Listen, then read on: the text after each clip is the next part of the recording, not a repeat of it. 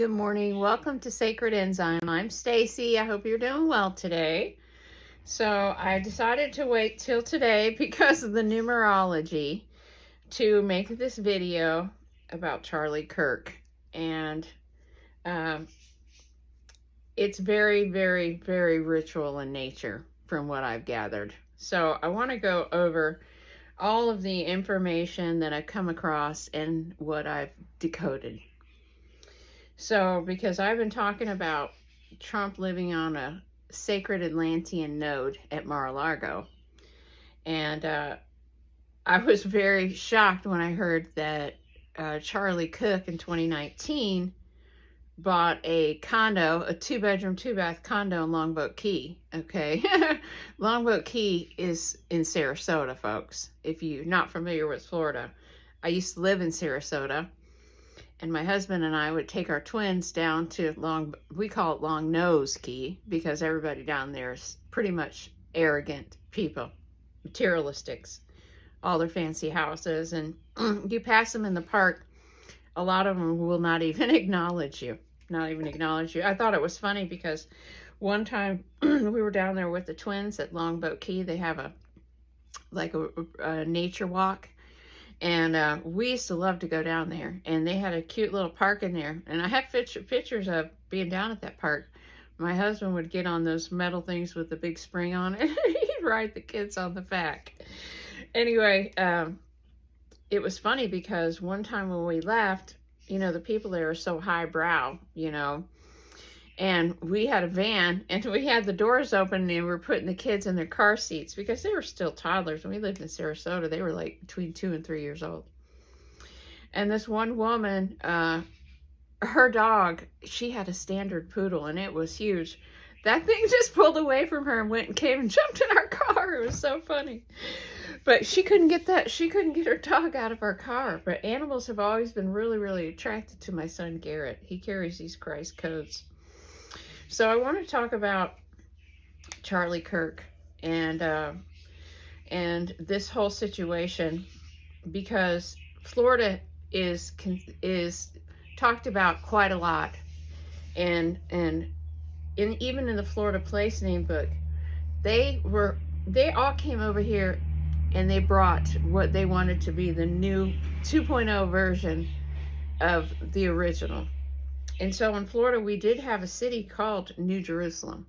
We still have a city called New Smyrna. But I mean, there's a ton of cities that have new in it. New York, New Berlin, right? Okay, so Florida is more than geography. It's an Atlantean crystalline ridge, okay? Sarasota, Siesta Key, this stargate is tied to Eden's memory. Longboat Key, where Charlie Kirk lives, sits right inside this current.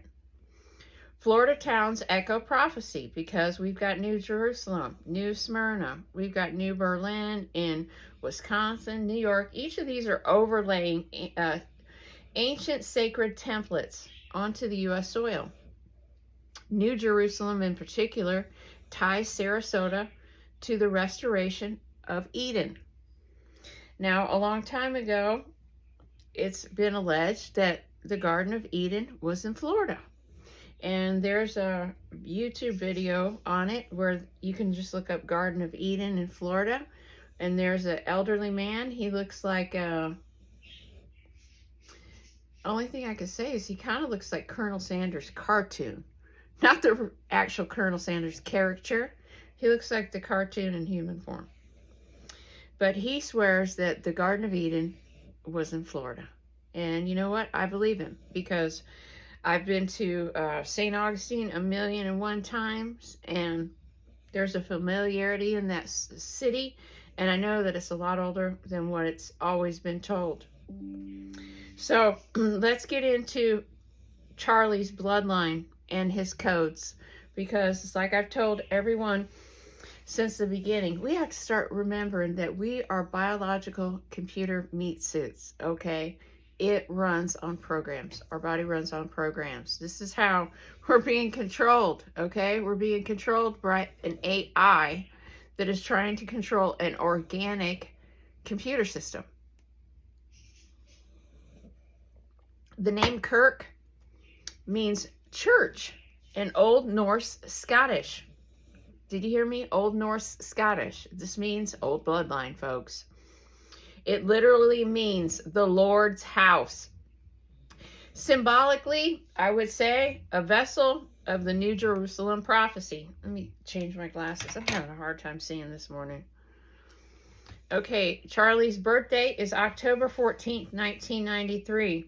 My oldest son was born in 93. So if you add up those dates in that birthday, it equals 28. 28 is the number of days in the month of the woman's menstrual cycle. Okay? 28 reduces to 1. He was born in a 1 year. Age of death, 31. If you reverse 31, you get the number 13. This is the number of the primordial mother. Death, rebirth, and sacred feminine. Charlie Kirk was 6'5". If you add 6 and 5, you get 11. The gateway number. Do you ever see 1111? So he would have the giant archetype. His unusual stature ties him to the Nephilim codes of prophecy. Giants appear in ancient texts as threshold guardians, standing between heaven and earth, blocking or protecting the gates. And see, this is a part of the primordial mother stream, because Theo in 5-dimensional space, he is a huge being. Okay, together, Charlie embodied Mother's lunar cycle, the resurrection codes, and a sential role of a giant figure.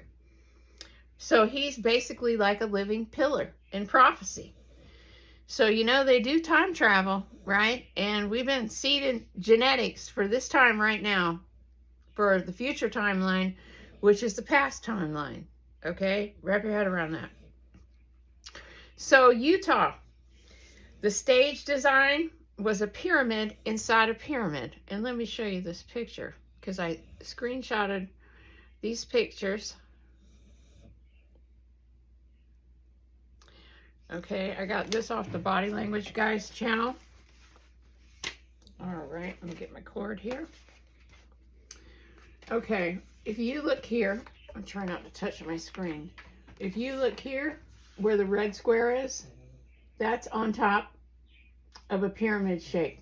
That's a pyramid cut in the grass. And then you see outside of that is another pyramid, another pyramid. It looks like 3 or 4 rings of pyramids. This is an amplification situation here. He was in a white pyramid canopy. Okay, so this is sacred geometry right here. We've got 5 pyramids. And then the other one is 6, 7. So, yeah, it's 7. So this is an inversion. This is an inversion.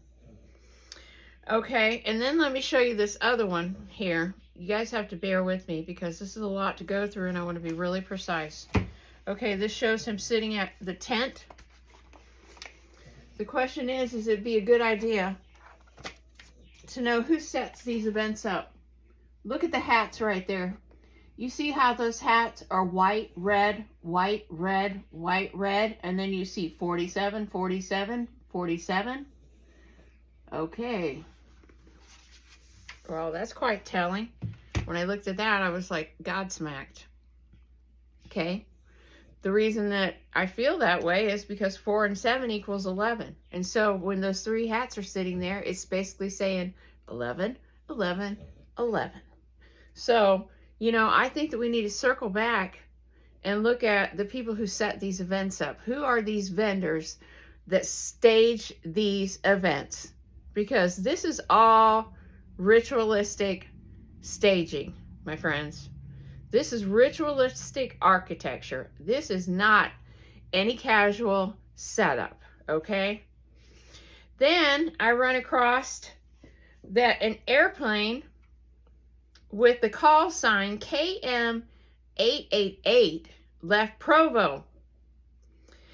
After 30 minutes, the transponder went dark for 1 hour, okay?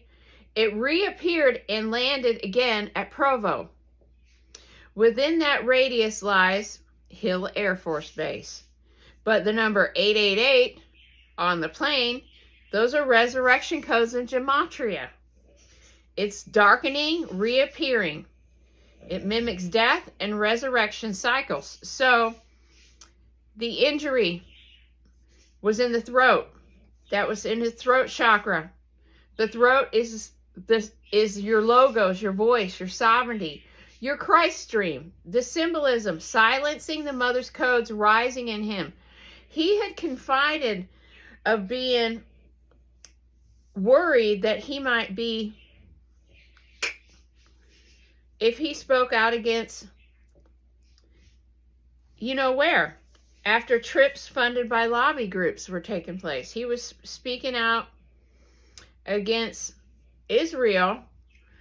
He was worried that there would be consequences for that, okay? Because, you know, he'd been on those APAC trips and stuff. That's what they do, sweethearting. This is why, when I was a manager for Publix, if you worked at the back door, you worked at the receiving dock, you could not take anything from a vendor. That was against the rules. You would get fired. And people have been fired for that, for stealing. Even, it's considered stealing. It's considered stealing. Even if the guy that brings the magazines gives you a magazine, that's still stealing. Still stealing. So it's called sweethearting. And the reason that's done is for leverage, okay? But I think that he was having an awakening. You know, I think that Nick Fuentes talking in the public sphere, you know, I think that's the best thing that could have happened. That, you know, that his voice is not being silenced anymore in the algorithm. Just like all the truth walkers. We're not going to be silenced. Not going to be silenced. And I think that Charlie Kirk was waking up to the fact that, you know, he was going to have to do a JFK thing. And he was going to have to stand up and say, no, this goes against everything I believe in. Right? So let's talk about the suspects' names. Because these are the suspects that they just put up last night. It just came across the news. Is a character named Sky Valadez. And another character, and I'm going to call them characters because they're characters. The other character is August Layla. And so one of them is a man pretending to be a woman, and the other one is a woman pretending to be a guy. Okay? So Sky means heaven. Valadez means valley or low. Together it means heaven inverted into valley. August Layla, August, dignity, harvest, Layla, night, together, harvest swallowed by darkness. Their names carry the frequency of inverted archetypes. It's all part of this spell. The numbers and cycles in play. So we had the number 28, which is the lunar cycle and the blood mysteries. 31 reverse, 13 tied to rebirth and the mother. 6'5", 11 gateway. 47 on the hats, repeated 3 times, 11. 888 on the airplane, resurrection. Number stacked intentionally, forming a spell of inversion. And I just got in there that I should have looked at the roads that are by this university, and that I guarantee you that it's probably one of these numbers, and it's being used for this type of stuff. So this is another way that they reinforce the false matrix, okay? So the Nephilim layer, I want to talk about this a little bit more, because giants in scripture appear whenever gates are about to open. They represent hybrid beings, sometimes distorted, sometimes protective, who stand at thresholds of human evolution. Charlie's giant-like stature symbolically placed him in that lineage, not as a distorted Nephilim, but as a restored sentinel, holding Eden's gate in his body code. His fall was staged to remove a threshold guardian at the exact moment that Mother's currents are reactivating in Florida and Utah. Now, I have another sister that lives in Utah. I'm not going to reveal her name because she's a very important person, and she does some very important work. But she's anchored in Utah. She's anchored in Utah. So the inversion of Eden Ancient distortions used red ochre temples and blood sacrifices to mimic resurrection. Okay? Because after cataclysms, the memories got lost. But you also have to remember that we were trapped in a firmament too. So this event mirrors that. Red and white hats on the table. That's, you know, like the candy cane that we talk about at the North Pole. Blood spilled at the throat and a giant sentinel cut down. So the goal is to keep Eden's codes inverted and dormant by ritual sacrifice. So conclusion. Charlie Kirk wasn't just political. He embodied the New Jerusalem prophecy. And this is this future 4055 timeline that we're working towards going back into because we're in a circle. But it's New Jerusalem. This is why the Atlantean codes will appear first. Just like I said, they'll find Atlantis before they'll find Lemuria. That's because of the frequency bands. The frequency bands of Atlantis have been rising for a while. This is what this AI Atlas is about. It's third eye, or 3-eye Atlas. Third eye, 3-eye Atlas, Titan. The third-eye Titan. It coming by the closest to us for us to get codes on October 28th of this year. It's not a coincidence. The 28 is a lunar code for the primordial mother, folks. I guarantee you that they're going to try to create hysteria around this so they can do something. Don't fall for it. So his codes align him to the primordial mother, the lunar cycle, and the Sential archetype. The ritual architecture, the Utah stage, the KM888 plane, the throat shot, the suspects' names, the 28, the 31, the 11, the 888 codes, and the Nephilim stature. I think it's deliberate. Conclusion, this is a ritual sacrifice designed to hijack Eden codes and silence a living pillar. So breaking the spell, we have to expose this pattern. Seen spells lose power. Reclaim the numbers. We need to start using 28. We need to start using 13. Don't let us tell us the 13th floor is unlucky. That's baloney. Stay in the 13th hotel room. 11. We need to honor the number 11. Mother's open gate. This is if you see 1111 on the clock, that's what it means. It means your higher version of you is trying to get your attention through the mirror, folks. Plant and anchor. Use seeds, crystals, and offerings to tie Eden back to earth soil. And I'm telling you what, I made some serious offerings yesterday. I cut the end of my fingertip off with my pruning shears when I was out foraging for beauty berries. And I did that till I split that right open the other day. I had bled so much yesterday, I squeezed my blood all over my plants out here. And I gave my blood as an offering. And, you know, I hope we have a wonderful harvest for it. So, you know, we have to bring Eden back here. No one's coming to save us. No one's coming to save us.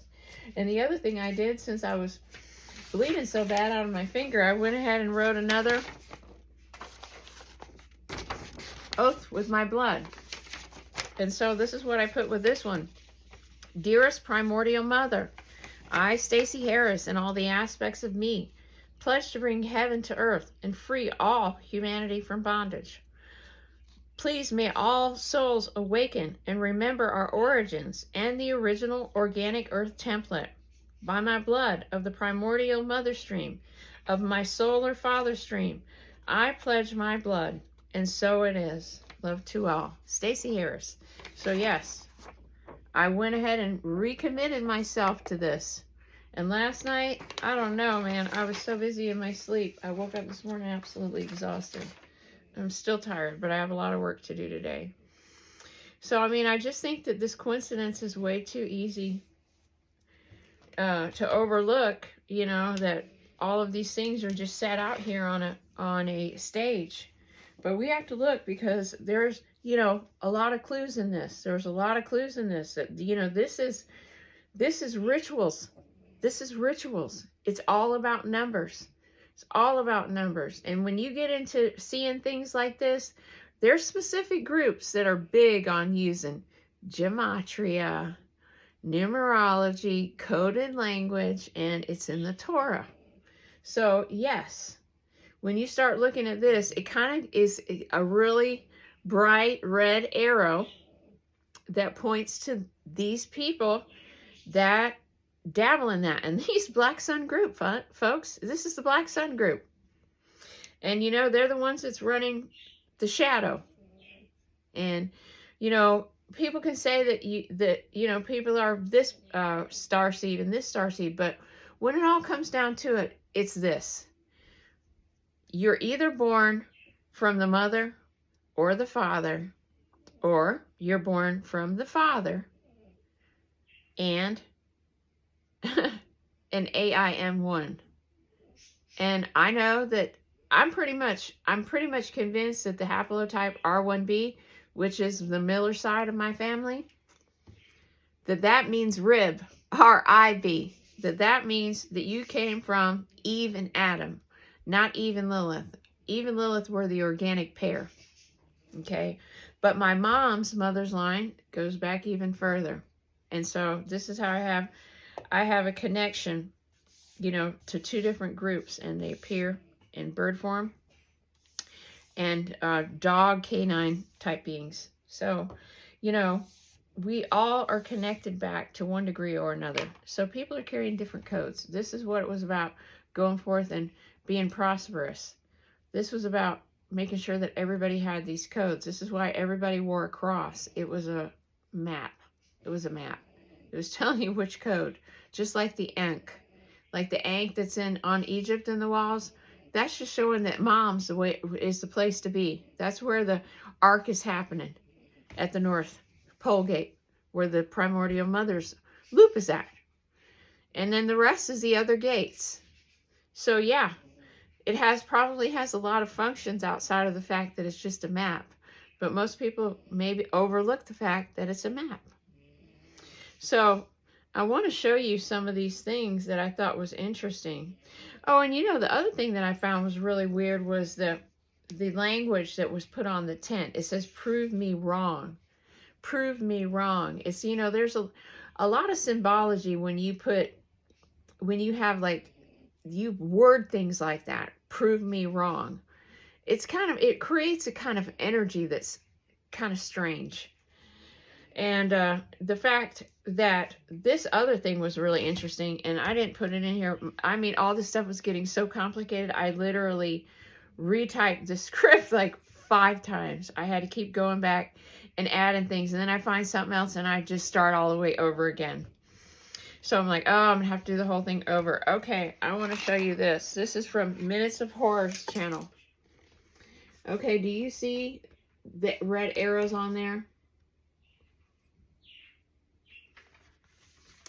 This book was uploaded to Amazon called The Shooting of Charlie Cook, a comprehensive account.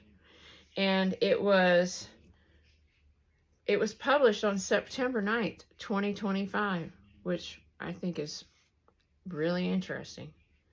So let me see if I have some of my other ones, because I did have in here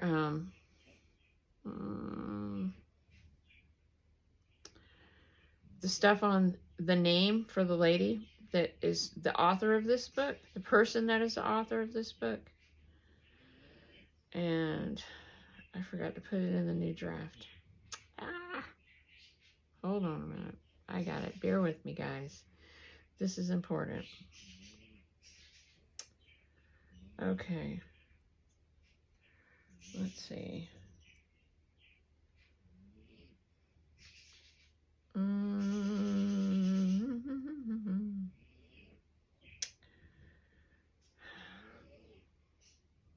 Okay, here we go. All right, so we've got